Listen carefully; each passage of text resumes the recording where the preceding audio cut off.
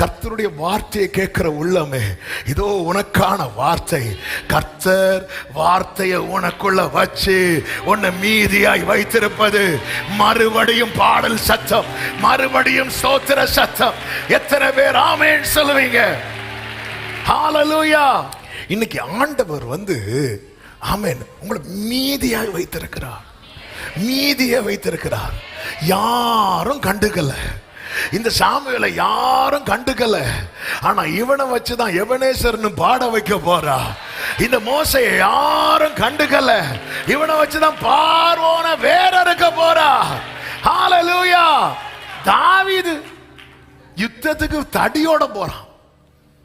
கோலியாத்தை கேட்கிறான், நான் என்ன நாயான்னு கேட்கிறான். கண்டுக்கல, கண்டுக்கல. ஆமென்.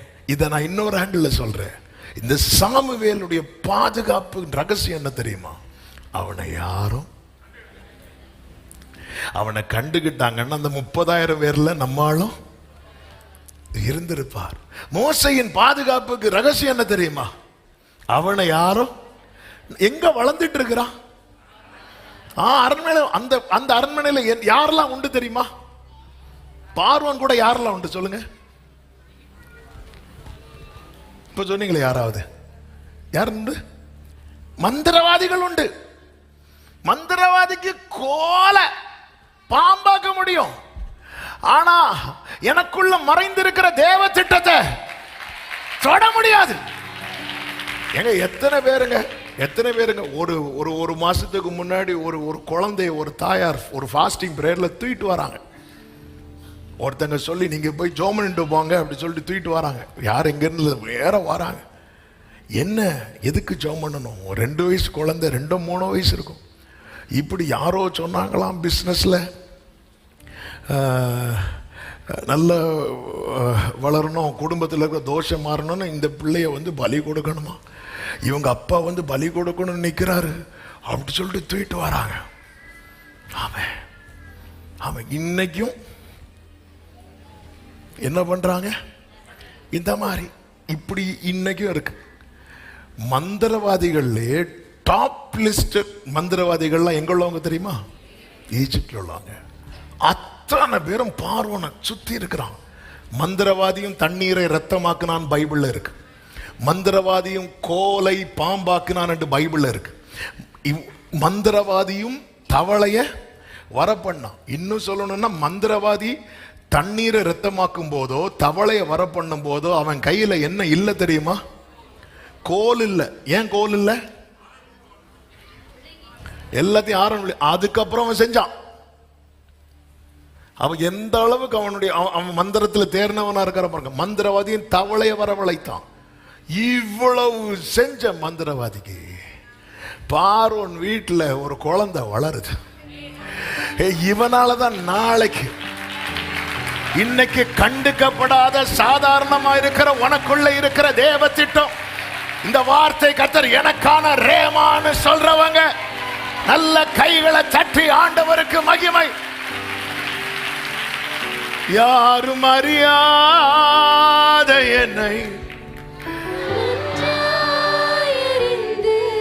ஓ ஜீசஸ், நல்ல கவனிங்க. எல்லாம் போச்சேன்னு புலம்பும் போது ஆமென் சாமுவேல் வளர்ந்தான் இருக்கும். இன்னொரு வார்த்தை கூட இருக்கும், அவருடைய வார்த்தைகளில் ஒன்றும் தரையில. ஆமா, இன்னைக்கு என்ன மட்டும்தான் இருக்கு அப்படின்னா ஹோப்னு ஒண்ணுதான் இருக்கு, வேர்டு மட்டும். ஆமா, அநேகருக்கு புலம்பல் காற்று அடிச்சதும் வேர்டு மறந்துடும்.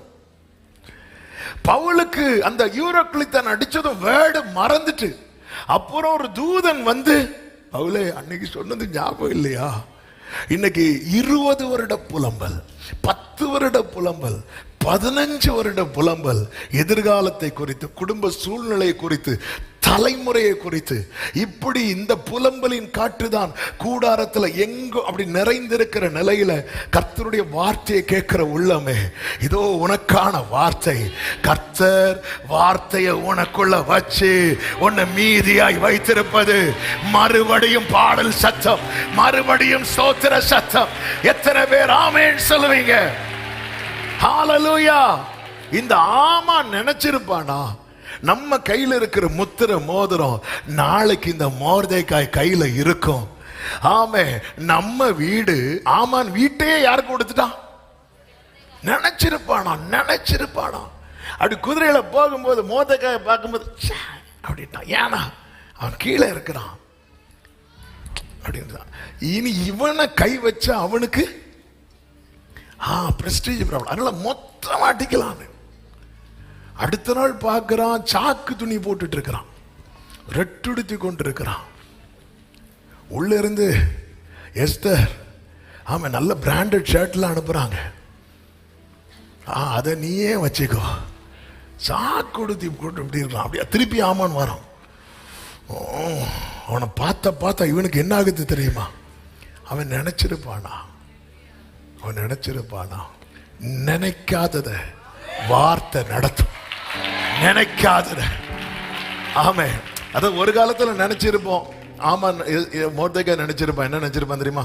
யார் அரண்மனைக்குள்ள போயிட்டா? எஸ்தர் போயிட்டா. இனி நமக்கு என்னதான் லைஃப். அப்பா பிள்ளைகள் படிச்சாச்சு, இனி நம்ம என்ன பண்ணிடலாம்? செட்டில் ஆயிடலாம். வீடு கட்டியாச்சு, இனி நிம்மதியை நம்ம என்ன பண்ணிடலாம்? தூங்கிடலாம். கல்யாணம் பண்ணியாச்சு, லைஃபே செட்டில் ஆச்சு. சிலர் பிடிக்கிறீங்க, அப்படி கிடையாது. எல்லாம் நம்ம நினைச்சிட்டு இருக்கிறோம்.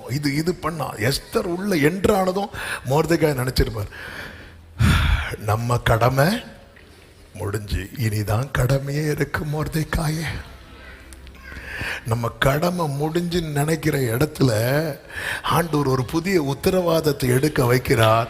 ஏனென்றால் சாமுவேலே உனக்குள்ளதான் கர்த்தர் வார்த்தையை வைத்திருக்கிறார். ஆமென் சொல்லுங்க பார்க்கலாம். கர்த்தர் மீதியாக வைத்திருக்கிறார்.